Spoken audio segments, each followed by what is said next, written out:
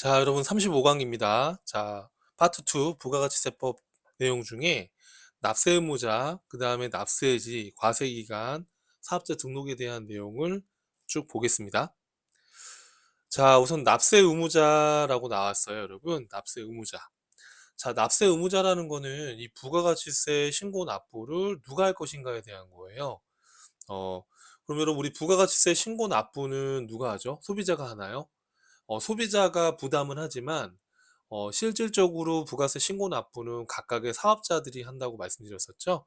그래서 결국에 납세 의무자는 사업자가 됩니다. 자, 그렇다면 사업자라는 거는 뭘까라는 고민을 한번 해봐야 되겠죠. 자, 여러분 사업자라는 거는 독립적으로 사업성을 갖고 재화나 용역을 공급하는 경우에 사업자에 해당이 됩니다.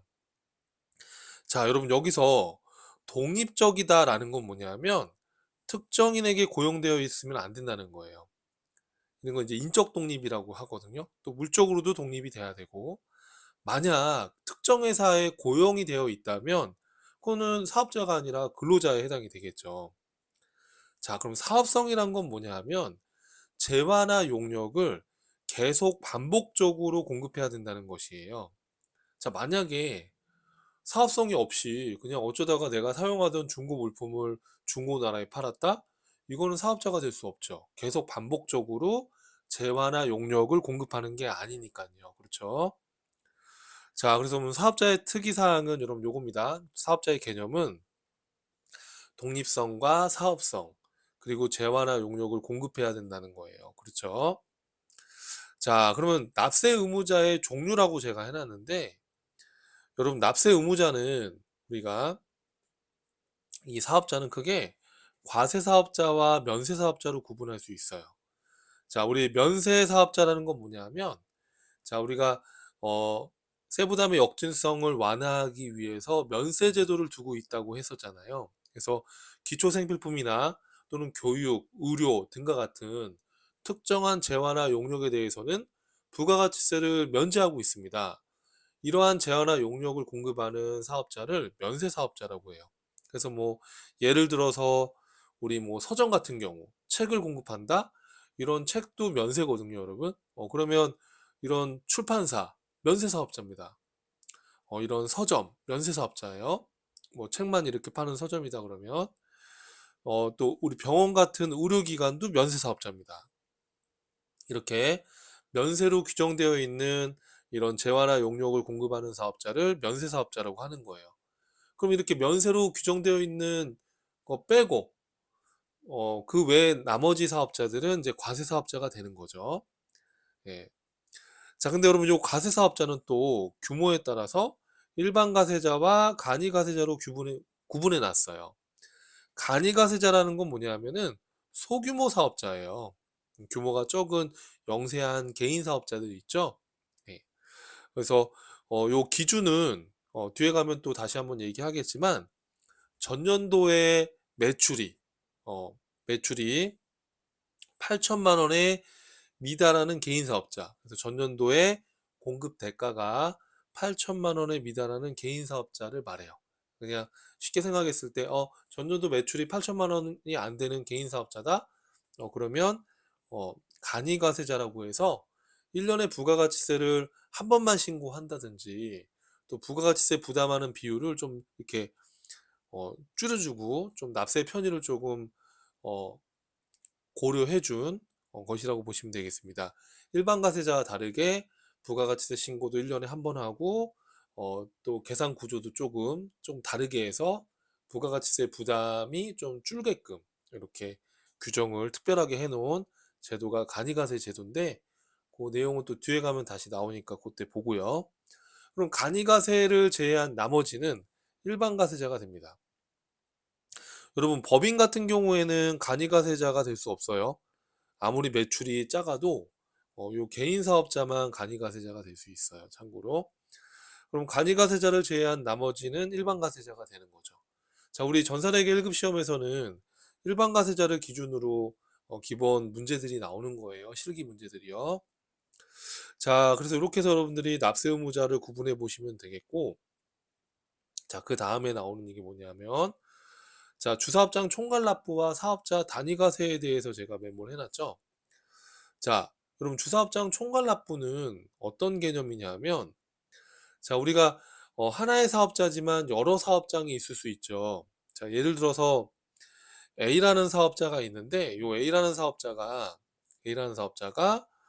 본점도 있고 또 지점도 있을 수 있잖아요. 이렇게 사업장이 여러 개일 수 있죠. 그런데 이 문제는 뭐냐면, 우리가 사업장이 여러 개일 때 사업장별로 부가가치세를 신고 납부하는 게 원칙입니다. 자, 그런데 문제가, 본점에서는 부가가치세 100억을 납부해야 되는데 지점에서는 매입한 게 많다 보니까, 매입세액이 많다 보니까 환급세액이 예를 들어 70억이라고 한번 가정해 볼게요. 자, 근데 여러분, 요 환급은 바로 세금을 환급해 주지 않고 좀 기간이 걸립니다. 그럼 나중에 환급편에서 또 얘기하겠지만, 그래서 우리가 일반 환급은 우리 어 바로바로 환급을 해주지 않아요. 그러다 보니까 이거를 본점 사업장, 지점 사업장 각각 구분해 가지고 신고 납부를 하다 보니까 이 환급이 또 늦게 되는 부분이 있다 보니까, 좀 더 실무 편의를 고려해서 이렇게 여러 개의 사업장이 있는 사업자의 경우에는 특정 사업장에서 총괄해서 납부할 수 있게 해 놓은 거예요. 이거를 주사업장 총괄 납부 제도라고 합니다.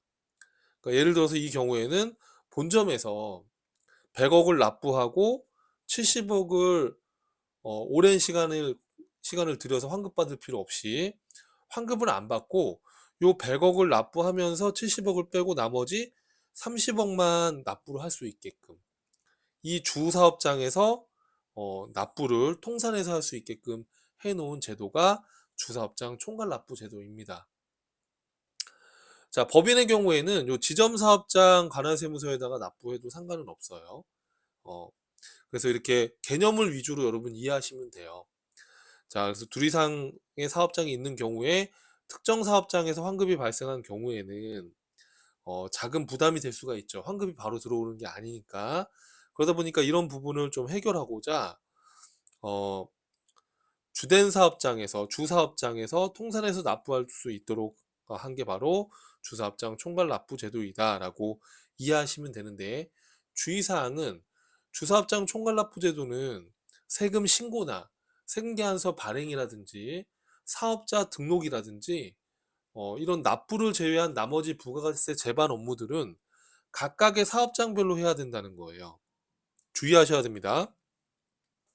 자, 주사업장 총괄납부를 하기 위해서는 과세기간 개시, 총괄납부를 하고자 하는 과세기간 개시, 과세기간이라는 건 나중에 공부할 건데, 우리가 부가가치세 같은 경우에는 1기, 2기라고 해서 1월 1일부터 6월 30일을 1기, 7월 1일부터 12월 31일을 2기, 이렇게 세금을 계산하는 기간을 나눠놨어요. 그걸 과세기간이라고 하는데, 과세기간 개시 20일 전까지 주사업장 총괄 납부하겠습니다라고 신청을 하면 되는 거예요. 다만 이제 신규 사업자다라고 하면, 신규로 사업을 개시한 사업자라고 하면 사업장에 사업자 등록을 받은 날부터 20일 이내에 할 수 있게끔 신청할 수 있게끔 해놨습니다.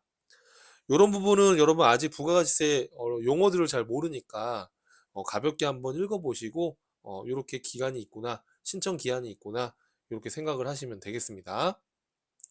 자, 그 다음 내용 보시면, 자, 근데 총괄납부 신청을 했다가 총괄납부 하지 않겠습니다, 그냥 사업장별로 신고 납부하겠습니다 라고 하는 경우에는 포기를 할 수가 있는데요. 총괄납부 하지 않겠다고 포기할 수 있는데, 이 경우에는 각 사업장별로 납부하려는 과세기간 개시 20일 전까지 포기하겠다고 신청하시면 되는 거예요. 자, 근데 여러분, 주사업장 총괄납부는 각각의 사업장별로 신고는 각각 해야 되는 거잖아요. 납부하는 것에 대해서 한정해서 총괄납부를 허용하고 있는 거니까 신고도 그냥 이 주사업장 본점에서 할 수 있게 해주면 안 되느냐라고 해서 나온 게 바로 사업자 단위과세입니다. 사업자 단위과세는 이렇게 여러 개의 사업장이 있는 이런 사업자의 경우에 납부뿐만 아니라 부가세 신고, 또 사업자 등록증, 사업자 등록, 또 생계화사 발행, 이런 모든 부가가치세 제반 업무를 주사업장에서 통합해서 처리할 수 있게 해주는 제도이기 때문에 주사업장 총괄 납부 제도보다는 더 좀 넓은 의미의 제도이죠. 좀 더 포괄적인 개념이죠. 자, 그래서 사업자 단위로 사업자 등록을 하고자 하는 경우에는 과세기간 개시 20일 전까지 신청을 하면 돼요. 그래서 과세기간이라는 거는 아까도 얘기했지만 우리가 세금을 계산하기 위해서 나눠놓은 기간인데 1기는 1월부터 6월 말까지, 2기는 7월부터 12월 말까지를 과세기간으로 합니다. 참고로. 그래서 과세기간 20일 전까지 신청하면 된다는 거죠. 다만 이제 신규 사업자의 경우에는 사업 시작한 개시일로부터 20일 이내에 사업자 단위과세를 신청할 수가 있습니다. 20일 이내 하시면 사업자 단위과세 적용이 되는 거예요. 자, 사업자 단위과세 저 안 하겠습니다 라고 포기를 하는 경우에는 사업장별 또는 주사업장 총괄납부를 하려는 경우, 그러니까 사업자 단위로 본점에서 주사업장에서 신고를 다 합쳐서 하는 게 아니라 그냥 사업장별로 할게요. 저 그리고 사업자 단위과세 신고 안 하고 그냥 주사업장 총괄납부만 할래요 라고 하고 하는 경우에는 그런 경우에는 과세기간 개시 20일 전까지 포기 신고를 하면 됩니다. 그래서 여러분 다 기억을 못 하더라도 20일이구나 라는 그 숫자는 좀 기억을 해주시면 객관식에서 또 물어볼 수는 있으니까요. 다 이걸 암기하기는 또 쉽진 않잖아요. 그죠? 이 단어를 다 암기하기는 어려우니까 과세기간 개시 20일 전까지 우리가 신청을 하거나 포기할 수 있구나. 그 정도 뉘앙스만 기억을 해도 또 시험 문제가 나왔을 때 풀어낼 수 있을 거예요. 자, 우리 문제를 한번 볼까요, 여러분? 어떤 식으로 시험 문제가 나왔는지 관련해서. 자, 다음 중 현행 부가가치세법에 대한 설명으로 가장 틀린 것은 부가가치세는 전 단계 세액공제법을 채택하고 있다. 맞죠? 주사업장 총괄납부 시 주된 사업장은 부가가치세 신고와 납부 의무가 없다? 주사업장 총괄납부를 한다라고 하면 자, 납부는 종된 사업장, 그러니까 지점이라고 생각하시면 됩니다. 종된 사업장은 납부를 따로 할 필요가 없죠. 본점에서 통산해서 총괄해서 납부하는 거예요. 주사업장 총괄 납부니까. 하지만 주의해야 될 것은 신고는 주사업장 총괄 납부 제도의 경우에는 신고는 각각 사업장별로 하셔야 되는 거예요. 납부만 통산할 수 있는 거예요. 그러니까 2번은 틀린 문구죠. 그렇죠. 부가가치세는 0% 또는 10%의 세율을 적용한다. 맞죠? 사업자는 사업장 관할 세무서장이 아닌 다른 세무서장에게도 사업자 등록 신청할 수 있다. 맞습니다. 사업자 등록 뒤에서 또 나오지만 자, 만약에 사업자에 해당이 되면 사업자 등록을 내야 되는데 꼭 관할 세무서에다가 꼭 해야 되는 건 아니에요. 그래서 이건 맞는 표현이라는 거. 사업자 등록은 뒤에 가면 다시 또 나옵니다. 자, 그래서 이런 식으로 문제가 언급될 수 있으니까는 여러분 참고해 주시고요. 그 다음에 나오는 게 납세지입니다. 자, 납세지는, 자, 납세 의무자는 누가 세금을 신고 납부할 거냐. 그 얘기를 했던 것이죠. 그럼 납세지는, 그럼 어디다가 세금을 신고 납부해야 되는 거냐. 그러니까 어떤 장소에 대한 개념이죠. 납세지. 어디다가 세금을 신고 납부해야 되느냐. 자, 그럼 납세지는요, 사업장 주소지를 기준으로 결정이 됩니다. 예를 들어서, 강서구 쪽에서 만약에 내가 사업을 하고 있다면 강서세무소가 납세지가 되는 거예요. 다만 이제 재화를 수입하는 경우, 소비지국 과세 원칙에 따라서 재화를 수입하는 자의 경우에는 수입할 때, 수입 시에 세관에서 물건이 우리나라로 반입돼서 세관을 통과하잖아요. 그죠? 그 세관에서 부가가치세를 징수하게끔 돼 있어요.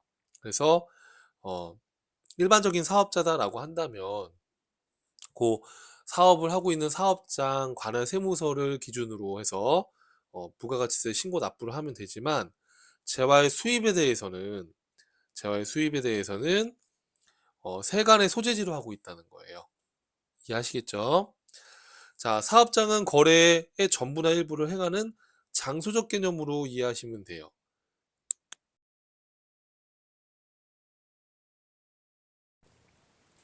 자, 무슨 얘기냐면 자, 거래의 일부나 전부를 행하는 장소적 개념이라고 얘기했잖아요. 제가 예를 들어서 자, 우리 회사에 매장이 있어요. 매장. 직매장이 있어요. 그럼 직매장은 물건을 갖고 와서 거기에서 물건을 파는 거죠. 거래를 하는 장소잖아요. 그렇죠? 그러면 당연히 사업장이 되는 거예요. 그런데 임시사업장, 임시사업장 있죠? 임시사업장은 뭐냐 하면은 우리가 박람회를 개최하기 위해서 뭐 특정 장소를 뭐 임시적으로 며칠간만 뭐 박람회에 참석하려고 그 장소를 사용했다. 뭐 그런 게 임시사업장이에요. 그럼 이거는 계속적으로 거기서 사업을 하는 게 아니잖아요. 그렇죠? 그렇기 때문에 얘는 별도 사업장으로 보지 않습니다. 또 하치장이라는 곳도 있어요. 하치장이라는 곳은 물건을 파는 곳이 아니라 물건을 쌓아놓는 곳이에요. 적재하는 곳이죠. 물건을 보관만 하는 곳이에요. 쉽게 말하면. 물건을 보관만 하는 곳입니다. 판매를 하지 않기 때문에 이런 하치장도 별도의 사업장으로 보지 않는 겁니다.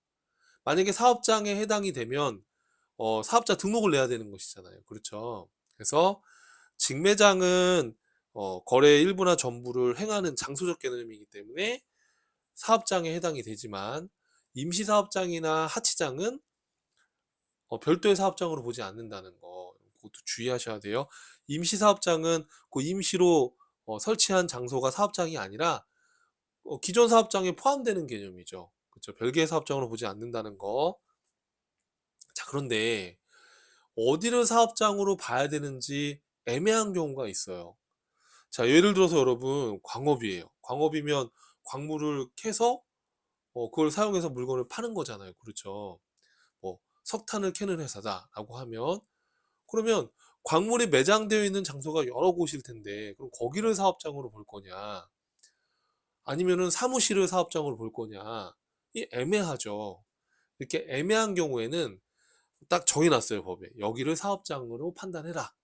그래서 어, 업종별로 판단 기준을 법에 다 정해놨습니다. 강업의 경우에는 광물이 매장되어 있는 곳이 사업장이 아니고 강업 사무소 소지지 업무를 보는 사무소가 있을 거 아닙니까? 그렇죠? 거기를 사업장으로 하는 거예요. 자, 제조업의 경우. 자, 제조업은 중요한 장소가 어떤 장소죠? 최종 제품을 완성하는 곳이겠죠. 자, 완성을 해서 다른 곳으로 갖고 가서 거기에서 포장만 하거나 또는 뭐 충전만 하거나 그런 건 사업장이 될 수가 없어요. 최종 제품을 완성하는 장소가 사업장이다라는 거예요. 그래서 단순히 포장이나 충전만 하는 곳은 사업장이 아니라는 거. 자, 또 부동산 매매업. 여러분 조금 주의하실 게 부동산 매매업하고 부동산 임대업하고 비교해서 한번 보세요. 여러분 부동산 매매업과 부동산 임대업의 차이가 뭘까요? 부동산 임대업은 내가 갖고 있는 건물이나 토지 같은 이런 부동산을 빌려주고 대가를 받는 거죠. 임대해주고 사용료를 받는 거예요. 임대료를. 부동산 매매업은 건물이나 토지를 구입해서 다시 파는 겁니다. 매매하는 거니까. 좀 개념이 달라요. 자, 그럼 부동산 임대업은 어디가 사업장일까요? 자, 예를 들어서 제가 그러고 싶지만 그렇진 않지만 예를 들어서입니다. 강남에 큰 건물이 있어요. 네. 강남에 큰 건물이 있는데 그 건물에서 임대료를 받고 있어요. 부동산 임대를 하고 있어요. 그러면 사업장이 어딜까요? 그 건물이 있는 그곳이겠죠. 그 부동산이 있는 그곳. 거기서 임대료를 받고 있으니까요. 그렇죠? 그래서 임대업의 경우에는 법인이든 개인 사업자든 간에 그 부동산의 등기부상 소지지, 그 건물이 있는 그곳, 그렇죠? 거기가 사업장이 되는 거죠. 자, 그런데 부동산 매매업의 경우에는 그 건물을 팔 거예요. 그러면 그 건물이 있는 곳인가요? 아니겠죠. 그 건물은 쉽게 말해 그냥 상품이에요. 그렇죠? 팔 거란 말이에요. 그렇죠? 그러니까 그 부동산의 등기부상 소지지라고 생각하면 안 되겠죠. 부동산 매매업의 경우에는. 그래서 부동산 매매업의 경우에는 법인 기업이다라고 하면 법인 등기부 상에 법인 등기부 등본이라는 게 있어요. 그 법인 등기부 등본 상에 사무실 소지지가 본점 소지지가 나와 있단 말이에요. 그럼 거기서 업무를 보고 그 강남에 있는 건물은 판매할 거니까 그 부동산의 소지지가 아니라 그 법인 등기부 등본 상의 그 소재지다라는 거예요. 자, 개인 기업은 등기 같은 거 안 합니다.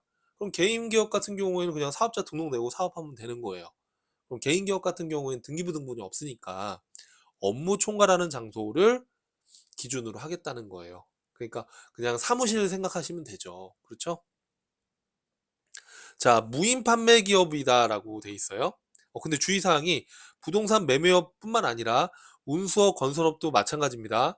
그래서 부동산 매매업, 운수, 건설업의 경우에는 법인 기업의 경우에는 법인 등기부상의 소재지, 개인 기업은 등기부등본이 없으니까, 그죠? 업무 총괄 장소 그렇게 기억하시면 되고, 부동산 임대업은 그 부동산의 소재지라는 거 여러분 기억하시면 됩니다. 무인 판매기, 자판기 사업을 생각해 보시면 돼요. 자, 예를 들어서 제가 커피 자판기 사업을 하고 있어요. 그래서 어, 예를 들어서 강남역에도 자판기 설치해 놨고, 뭐 예를 들어서 부천역에도 자판기 설치해 놨고, 이런 역마다 설치를 해 놨을 거 아니에요, 자판기를. 그러면 사실은 자판기에서 돈을 넣고 또는 그 카드로 물건을 사갈 거 아니에요, 소비자들이. 그럼 그 자판기가 설치되어 있는 장소가 사업장으로 보는 게 맞을 거예요, 원래는. 그렇죠. 근데 그렇게 해버리면, 원칙적으로 적용을 해버리면 세무 행정을 볼 수가 없죠. 왜냐하면 자판기 설치된 곳이 엄청 많은데 그럼 거기를 다 사업자 등록을 내게 할 거냐? 그렇게 할 수 없으니까 이거는 이제 정책상 설치 장소가 아니라 이 자판기 사장이 업무를 보는 특정 장소가 있을 거 아니에요. 그래서 업무를 총괄하는 장소가 있을 거니까 거기를 사업장으로 보겠다라는 거예요. 자, 비사업자예요. 비사업자나 외국법인. 자, 그럼 예를 들어서 외국법인이다라고 하면 어디를 사업장으로 볼 거냐? 자, 예를 들어서 자, 애플 기업이에요. 그럼 애플 기업이 우리나라 여의도나 이런 데 매장이 있잖아요. 그렇죠? 그럼 그 매장 설치된 곳이 사업장이겠죠. 뭐 미국에 있는 이런 본점이 사업장이 될 수는 없죠. 그렇죠? 그래서 이런 외국 법인이나 비사업자의 경우에는 국내 사업장에 소재지로 한다라는 겁니다. 자, 사업장을 설치하지 않았다.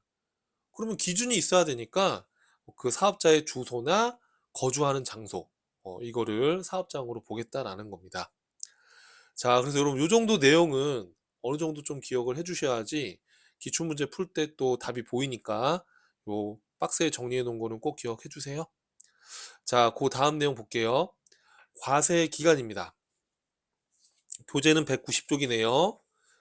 자, 과세 기간. 자, 우리가 지금 공부한 게 납세 의무자가 누구냐, 누가 세금을 신고 납부할 거냐, 사업자라고 했었죠.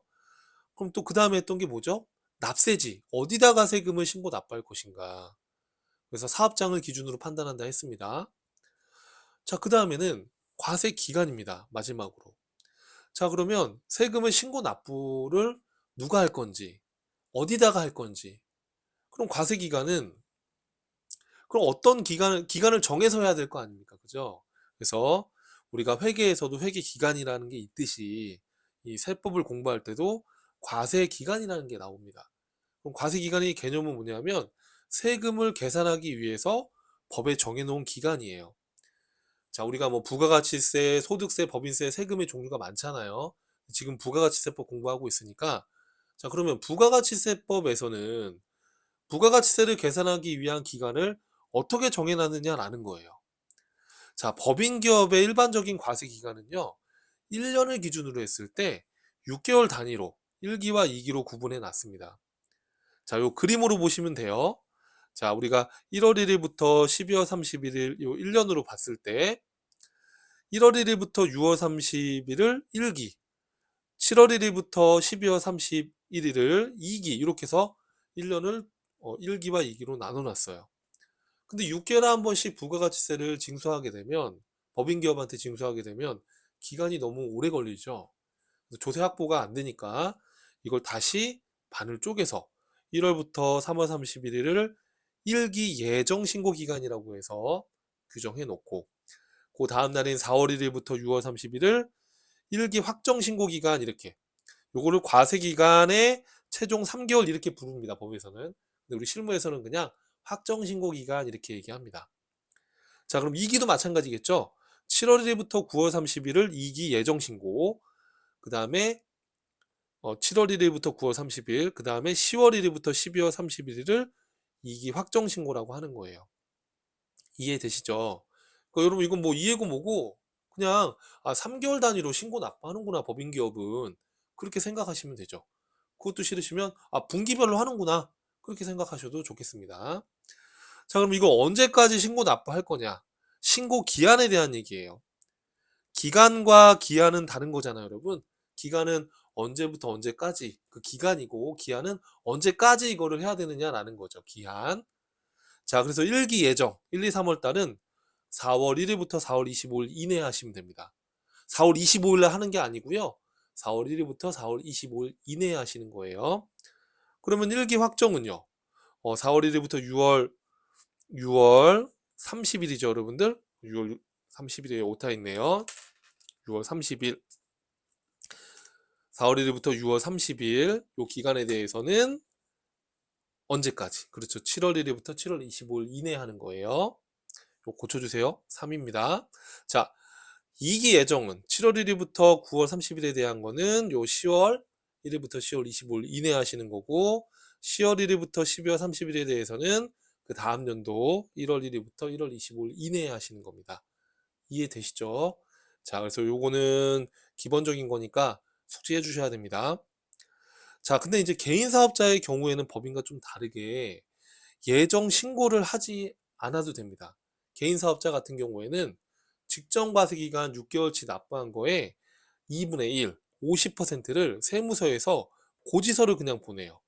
얼마 내세요. 예를 들어서 직전 연도에 1,000만 원을 냈다 그러면 반절이니까 500만 원을 예정 신고 기간에 그냥 납부하라고 고지서가 날라와요. 개인 사업자의 경우에는. 그럼 그걸 납부하면 되고 나중에 6개월치 세금 납부할 때 그 고지서로 납부한 거 빼고 나머지만 내면 되는 거예요. 개인 사업자는. 그러니까 신고를 3개월마다 하면 개인 기업들은 너무 힘드니까 그냥 직전 납부한 거에 반절치를 냈다가 나중에 6개월치 낼 때 그거 빼고 나머지만 내게끔 해놓은 거예요. 이해되시죠, 여러분? 다만 실제로 예를 들어서 예정 신고 기간에 매출이 현저히 줄어서 낼 세금이 거의 없거나 뭐 3분의 1로 급감했다면 신고를 해서 세금을 좀 적게 우선 낼 수 있게끔 그런 예외적인 제도도 있어요. 근데 우선 기본적으로는 법인 사업자와 좀 다르게 개인 사업자는 직전 과세 기간에 납부한 거의 50%를 고지서를 보낸다. 네, 그 정도를 기억해 주시면 되겠습니다. 자, 그 다음 내용 볼게요. 자, 신규 사업자는 그러면 과세 기간을 어떻게 할 거냐? 또 폐업자의 경우에는 과세 기간을 어떻게 할 거냐에 대한 건데요.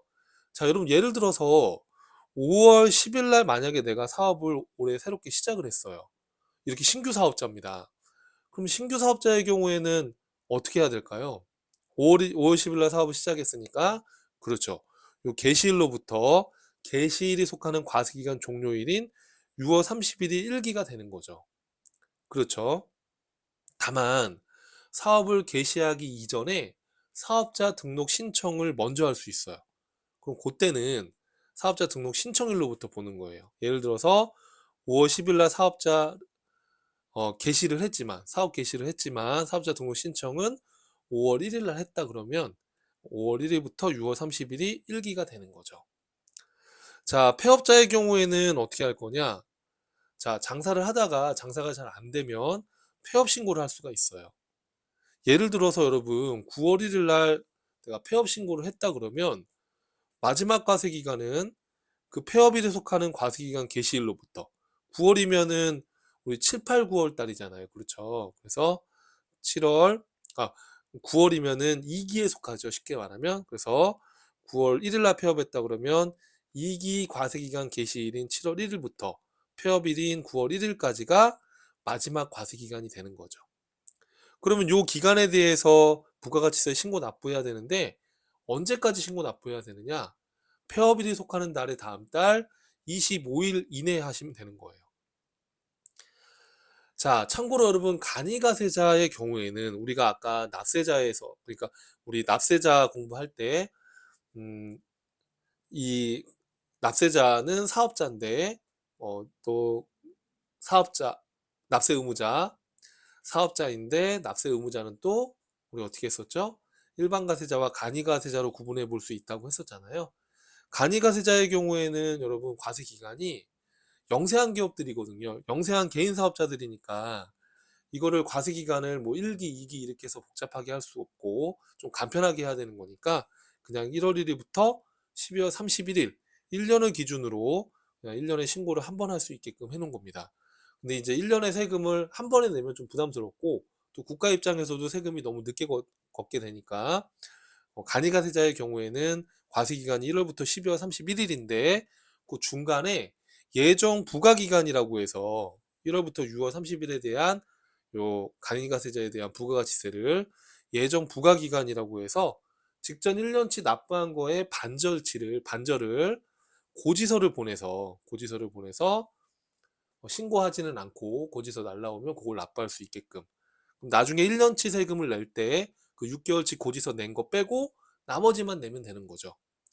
근데 이제 만약에 실제 이제 고지서 나온 금액이 꽤 많은데 실제로 6개월치 사업한 게 세금이 얼마 안 된다.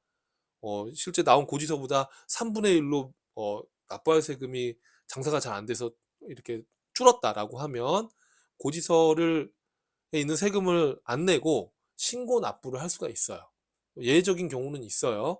근데 기본적으로 이런 간이가세자는 1월부터 12월까지 1년을 과세 기간으로 하고 1월부터 6월에 대한 요 부분의 6개월치에 대해서는 직전 1년치 낸 거에 반절을 고지서를 보내서 납부를 하게끔 하고 있다라는 거, 그 정도 개념을 이해하시면 되겠습니다. 자, 그래서 여기까지 지금 우리가 학습을 했는데, 자, 사업자 등록도 한번 내용을 쭉 이어서 볼게요. 좀 시간이 걸리더라도. 자, 이제 사업자 등록입니다. 그렇죠? 과세 기간에 대해서 봤고, 자, 사업자 등록은 사업자에 해당이 되면,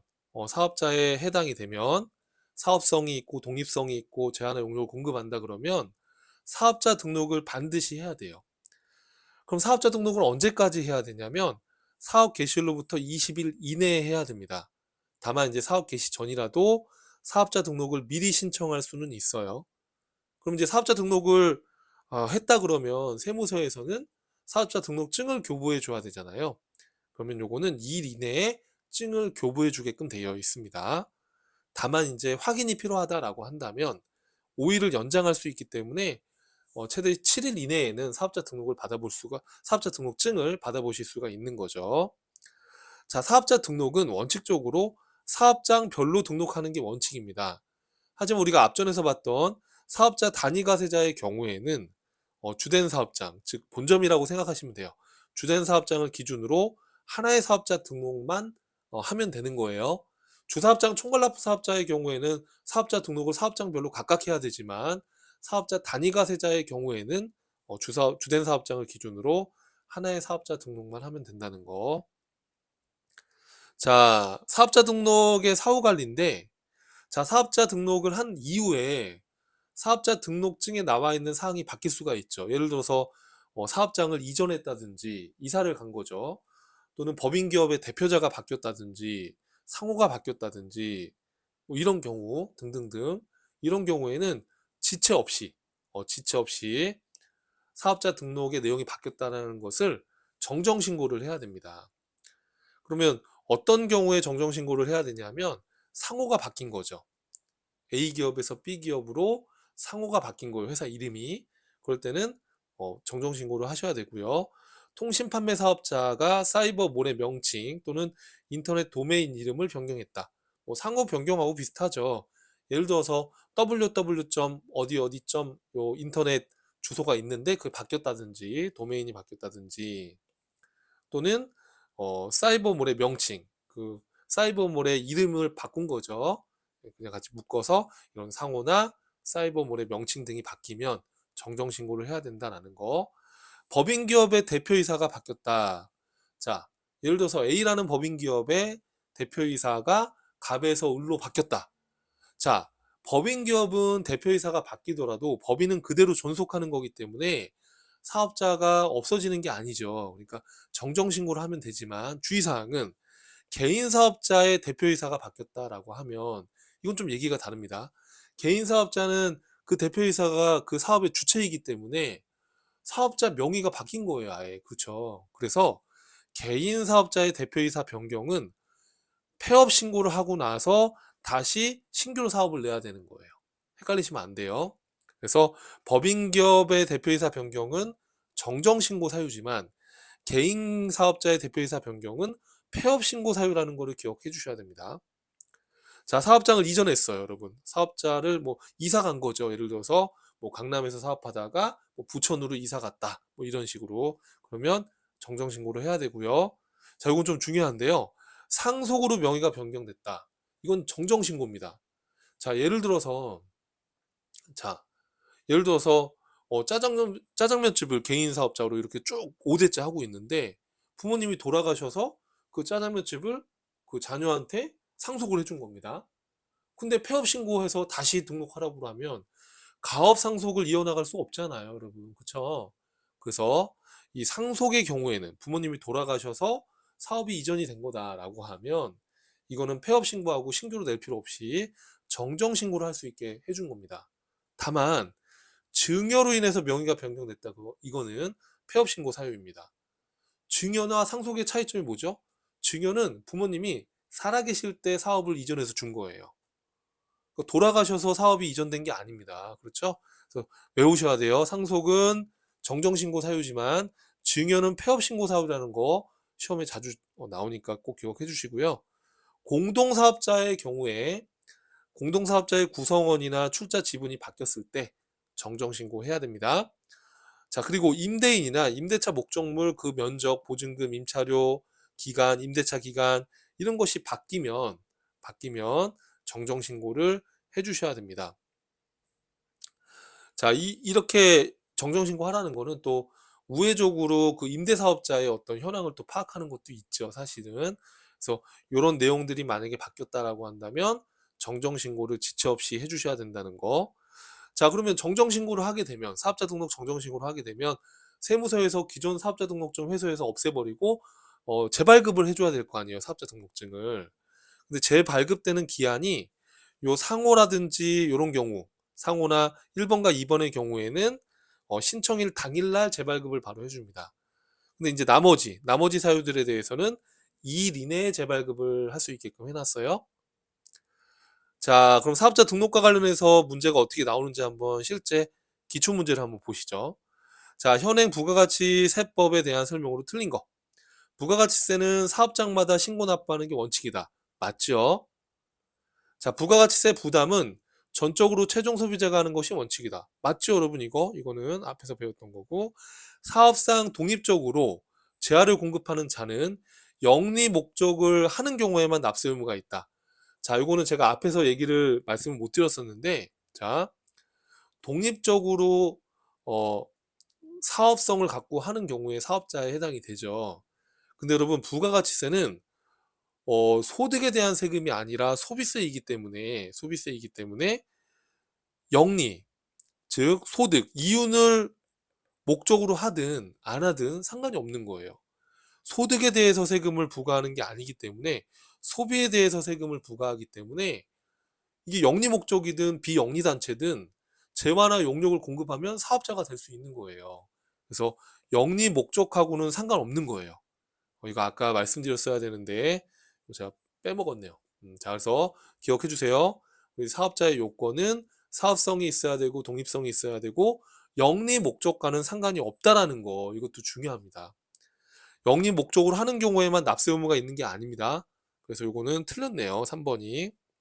부가가치세 납세 의무자는 과세 대상인 재화나 용역을 공급하는 사업자와 재화를 수입하는 자이다. 이것도 중요한데 재화의 수입에 대해서 부가가치세를 소비지구 과세 원칙에 따라 과세한다라고 했었잖아요. 근데 재화를 수입하는 사람은 사업자일 수도 있고 일반 개인일 수도 있어요. 그래서 여러분, 재화의 수입에 대해서는 사업자 여부와 상관없이 과세하기 때문에 어, 재화의 수입에 대해서는 재화를 수입하는 사업자라는 표현이 아니라 재화를 수입하는 자라고 되어 있는 거예요. 그래서 여러분, 개인들이 재화를 수입을 해도 부가세가 과세가 됩니다. 자, 이것도 맞는 표현이에요, 여러분. 그렇죠? 그래서 답은 3번이라고 보시면 되겠어요. 자, 그 다음에 다음 문제입니다. 부가가치세법에 대한 설명으로 옳지 않은 것은, 자, 사업자만이 부가가치세를 납부할 수 있다. 여러분, 아니죠. 자, 부가가치세는 사업자가 공급하는 재화나 용역에 대해서 과세가 되죠. 하지만 재화를 수입하는 경우에는 개인이든 간에 사업자든 간에 부가가치세가 과세가 됩니다. 그래서 사업자만 납부 의무가 있는 게 아닙니다. 재화를 수입하는 자도 납부 의무가 있는 거예요. 자, 요 문제는 조금 어려우셨을 수 있어요. 그죠? 1번이 옳지 않다는 거죠. 자, 2번 납세지는 사업자 단위과세 주사업장 총괄납부 사업자가 아닌 경우 각 사업장 소재지로 한다. 맞죠? 그죠? 각각의 사업장별로 부가가치세 신고 납부하는 거예요. 원칙이. 자, 사업자 단위과세 사업자가 아닌 경우 사업자는 사업장마다 사업개시일로부터 20일 이내에 관할세무서장한테 사업자 등록 신청하는 거 맞죠? 사업장마다 사업자 등록을 내는 게 원칙인데 사업자 단위과세자의 경우에는 주 사업장만 사업자 등록을 낼 수 있는 거죠. 그렇죠? 자, 신규로 사업을 시작하는 자에 대한 최초의 과세 기간은 사업 개시일로부터 그 날이 속하는 과세 기간 종료일이다. 5월 10일 날 사업 개시했다 그러면 5월이면 1월부터 6월 1기에 속하니까 5월 10일부터 6월 30일이 1기가 되는 거죠. 근데 다만 개시일 이전에 신청을 먼저 했다 그러면 신청일로부터 판단하시면 되는 거예요. 맞는 거죠? 자, 그 다음 문제 보겠습니다.